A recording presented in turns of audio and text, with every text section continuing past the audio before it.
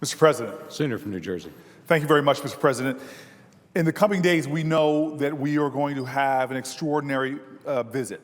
This is a historic occasion that we are going to gather together both houses of Congress to hear from Pope Francis. During his time in the United States, Pope Francis has chosen to do something that I think is extraordinary, to visit with the imprisoned. And in his address here, he may or may not discuss the American criminal justice system. But this visit alone, which speaks to something deep within the Catholic faith, deep within the Christian religion, reflecting even Matthew 25, the least of these, when I was in prison, did you visit me? This step by the Pope, to me, is an extraordinary accomplishment in bringing a further highlight to the challenges we have here in the United States with our criminal justice system. The Pope has predicated his time as Pope on an ideal of mercy. His motto, Miserando atque eligendo, translated to be shown mercy and be chosen, to me is extraordinary. But I actually believe that the Pope and what he is doing resonates not just in a religious sense with the Christian faith, but in the American sense within our shared collective values. I've taken the time to speak on the Senate floor numerous occasions on our criminal justice system from many perspectives, but on this occasion, I would like to talk about those moral values which do not divide us as a nation, but unite us. Those are values deep in the core of our country, part of our heritage, part of our songs, our pledges, and our words. Now look, we know that the criminal justice system as it stands right now alone has many issues. If it was just analyzed, for instance, on an economic angle, it would be enough to show how this criminal justice system is out of step with who we are as a people. We know that right now, we in America are imprisoning more people than anybody else on the globe. We are the incarceration nation when it comes to comparing ourselves with other global nations, with just about 5% of the globe's population, but 25% of the globe's prison population. 1 out of every 4 people on the planet Earth that are incarcerated are in the United States of America. And the cost of that, from that fiscal perspective, the cost of that is incredible. We spend on this criminal justice system that is broken about $250 billion every single year, costing taxpayers, each and every one of us, hundreds of dollars from our annual contributions to our government. It's estimated that this has other fiscal impacts as well. Between 1980 and 2004, we actually would know if our criminal justice system and our incarceration rates were on par with our industrial peers, we would have 20% less poverty in America. Think about that for a second. The costs of poverty on our productivity, the cost of poverty. We know that only about 9% of children who are poor are going to go to college. The costs of poverty, both fiscal and moral, we'd have 20% less if we had incarceration rates on the same level as our industrial peers. Here at a time that our roads and our bridges are crumbling, as we as a nation are seeing ourselves having gone from having the best infrastructure on the globe to now being a nation with an infrastructure that's not even ranked in the top 10 globally, at a time that we've seen investment go down as percentage of our GDP, one thing we've seen go up is our investment in the prison infrastructure. We know that between 1990 and 2005, a new prison opened in the United States every 10 days. As we've seen our prison population on a federal level go up over the last decades about 800%. And so just looking at this from the fiscal perspective, we know we're digging a hole for ourselves. Self-inflicted economic wounds that are just unnecessary for a nation of free people. Take, for example, a report for the Center of Economic and Policy Research. They concluded that in the year 2008 alone, ex-offender unemployment losses to our economy were the equivalent of 1.5 to 1.7 million workers, or $57 to $65 billion annually. In other words, when our folks come out of prison, as most do, most for nonviolent crimes, They find it so hard to reintegrate into our economy, finding it hard to start jobs as there's bars to employment, finding it hard to start businesses as there's bars to business licenses, that loss to our economy is the equivalent of about 1.6 million workers or $57 to $65 billion annually. And so this reality, the fiscal reality alone, before we even talk about our values as a country, before we even talk about our morals, this alone should be enough for us to find greater urgency about our criminal justice system, especially because states in America are beginning to show that you can save taxpayer dollars by reducing incarceration as well as empowering people to succeed and lower the crime rate. And so this alone should be enough to show that we have a broken criminal justice system that violates ideals of economic prudence, fiscal conservatism. We are digging an economic hole.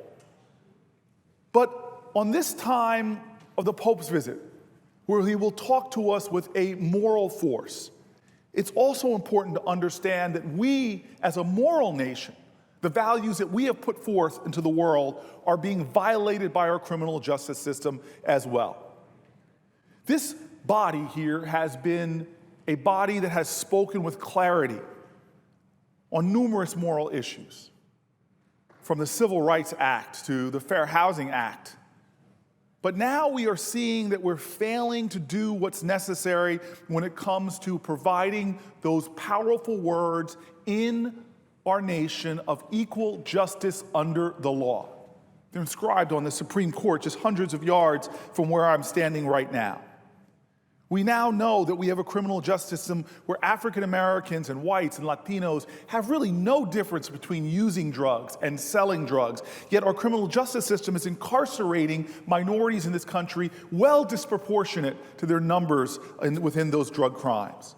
At a time that we have had our last three presidents admit to using drugs, the last two admitted to violating the drug laws. We now still have a nation in which we are treating certain people in different ways. Take, for example, that now we know that African Americans and whites no difference for selling and using drugs, but blacks are about 3.7 times more likely to be arrested. Take, for example, that African Americans and whites, for the same crimes, you see that blacks are given sentences about 20% longer than whites for those similar crimes, about 21% more likely to receive the mandatory minimum than whites facing similar charges. And this disproportionate experience under the law has created harrowing results within our nation. There are more men in jail, prison, or under state or federal supervision today, more African Americans in jail, prison, or under state or federal supervision today than there were people enslaved in 1850, African Americans enslaved in 1850. In my state, New Jersey, African Americans make up 14.7% of the population, but they make up 61% of the total correctional population. 1 in 3 African Americans now will go to jail, born in 2001, will go to prison during their lifetime. These numbers are astonishing, and in many ways they're being fueled by a criminal justice system that all throughout, from arrests to sentencing, is treating African Americans harsher. This value of equal justice under the law is not being fulfilled. Latinos, too, face the same challenges. Native Americans also grossly overrepresented in our criminal justice system with incarceration rates that are 38% higher than the national average. There is no difference in proclivity for drug crimes among people of color, but we have a system that actually punishes those who are of color in different ways. We need to begin as a Congress, we need to begin as a nation to find ways to have drug laws that make sense, to have a nation whose explosion in incarceration was fueled by the war on drugs. We know that certain communities are facing the harsh impact of that enforcement in ways that other communities are not. We need to reform our harsh mandatory minimum policies. For too long, we've taken away judicial discretion and tied the hands of sentencing experts who can weigh other factors and should weigh other factors when it comes to making sentencing decisions. We need to now avoid what Congress intended, giving these harsh sentences to people that are not drug pins or large players, but often low-level offenders who need our help. This idea of equal opportunity as well is something that is a value that is deep within our system. Unfortunately, the trends we see in our criminal justice system aren't limited to adults and the treatment under the law, but they're also showing that our kids as well do not always face equal pathways to opportunity. Today, we know that children who are born to people who are incarcerated or have incarcerated a parent, that number is growing astonishingly. Right now, 1 in 28 children in America are growing up with a parent in prison. And 1 in 9 African Americans, as a result of this mass incarceration disproportionately hitting minority communities, 1 in 9 African American kids are growing up with a parent behind bars. These kids often struggle more in school, have families who are often poorer, and whose own opportunities of success these children have ones that are limited. Over half of imprisoned parents were the primary earners for their children prior to their incarceration. And a child with an incarceration father is more likely to be suspended for school than a peer without an incarcerated father, 23% compared to 4%. These are serious gulfs in opportunity that we're creating by a broken criminal justice system. The gulfs of opportunity between young people based on race start young and actually only grow with time. For too many children, zero-tolerance discipline policies in schools across America serve as a gateway into the criminal justice system and a lifetime of devastating collateral consequences. And just like the American criminal justice system, too many young people of color in America are falling into the trap of that school-to-prison pipeline. According to the U.S. Department of Education's Office of Civil Rights, in March 2014, black students are suspended at a rate 3 times greater than white students. On average, 5% of white students are suspended compared to 16% of black students. And students who have been suspended or expelled as a part of their school's disciplinary policy are 3 times as likely to become involved in juvenile justice system within the next year. And there's evidence showing that kids of different race face the harshness of that policies in different ways. In other words, kids often are treated harshly who are minorities while others see leniency. We need to begin to do the common sense policies that provide for equal opportunity, those common sense policies that don't lead to suspension or the involvement with police officers when you have infractions that in the past would have been dealt with in school. We need to find ways that make a system where a child's one mistake does not become a lifetime sentence, where children are empowered to succeed, not feared and facing retribution that destabilizes their lives. We also know that it is important that we begin to think, are we a nation of second chances? Are we a nation where words like redemption and mercy have meaning? Are we a nation that can live up to these ideals, that just because you fall down and stumble and make a mistake, that you cannot be someone who can still stand up again and make a way?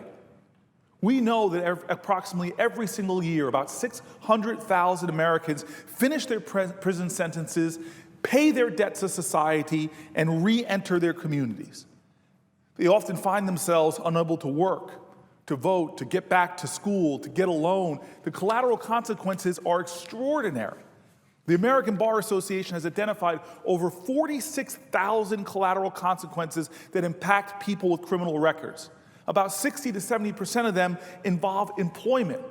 In other words, people who we say, you've paid your debt, now get back to work, we're actually putting up bars for them to do so.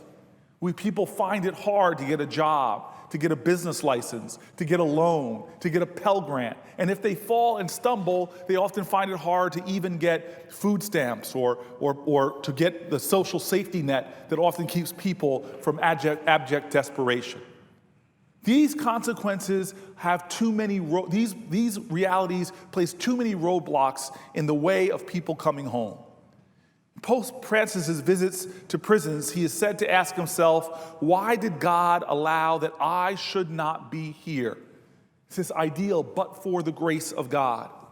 In advance of his visit, I believe we should be asking ourselves, what does these ideals of mercy and redemption mean to us? This idea that we see people who are broken by society, that we should understand that we should be investing in their success. And actually, it makes not only moral sense to do so, but it makes sense to do so because we will reap the economic benefit. If you take, for example, Americans who are suffering from addiction, we now know that $1 invested in people with addiction to get treatment produces a benefit in reducing interactions with the police and incarceration by $4 to $7. But yet most of the people who we send to prison with drug addictions, upwards of 50% of our prison population, do not get treatment.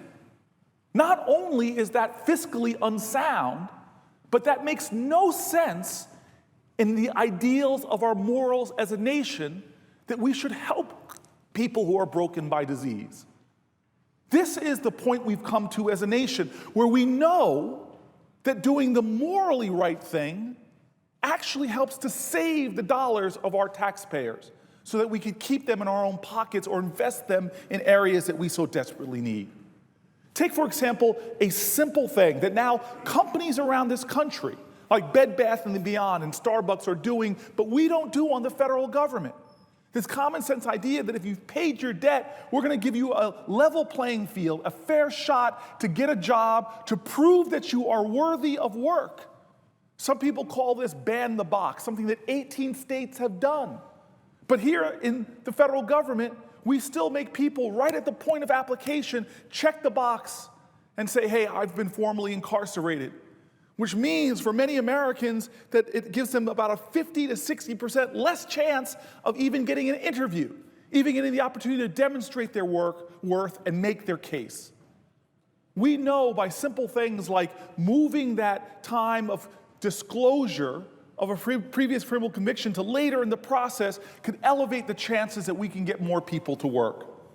And when they get to work, they begin to be there for their families and their kids and our economy. They become productive, as opposed to what we have now, which is over time recidivism rates, the rates at which people go back to prison, upwards of 75%, costing us again trillions of dollars as taxpayers. This system is broken. It makes no economic sense, but more importantly, it violates our ideals as a nation of equal justice under the law, of the ideas of second chances in our country, and ideals of equal opportunity for all. We must now embrace the urgency of the moment to have a wasteful system that is broken, that further harms and injures people with illnesses, whether it be mental health or addiction, that aggravates them with practices like putting children in solitary confinement. All of these things violate our principles as a nation, and it is time for us to join together and embrace change. I feel honored that right now in this country, there is an emerging bipartisan and nonpartisan coalition around criminal justice reform. To see people from all across the political spectrum approaching it from different perspectives, from Christian evangelicals to fiscal conservatives to civil libertarians to civil rights activists, all beginning to say this system is morally bankrupt. It is bankrupting states and our nation.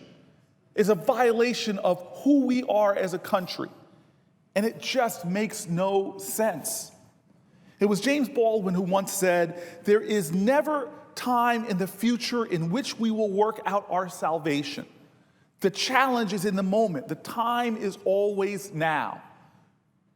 With this visit from the Pope, with him further spotlighting our criminal justice system, let us find that moral urgency in our nation.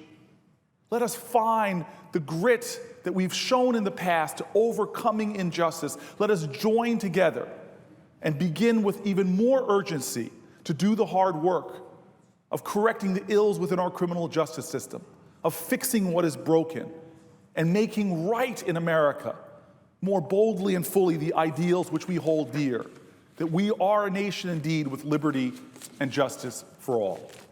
Mr. President, thank you. I yield the floor.